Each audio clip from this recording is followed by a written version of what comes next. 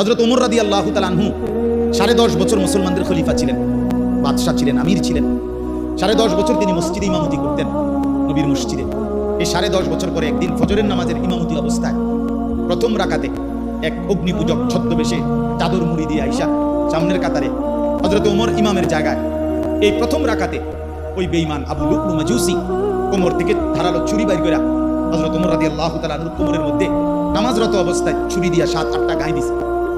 রক্তে নাড়িভুড়ি সহ ওমর রাদিয়াল্লাহু তাআলা আনহু যখন চাপ দিয়া দইরা, এরপরে প্রথম কাতার থেকে হযরত আব্দুর রহমান ইবনে আউফ, একজন সাহাবী, বিখ্যাত সাহাবী, আশারায়ে মুবাশশারার একজন, এই উনারই ইমামের জায়গা তাই না, হযরত ওমর রাদিয়াল্লাহু তাআলা আনহু একসাথে সরে গিয়ে রক্তে ভাসতেছে।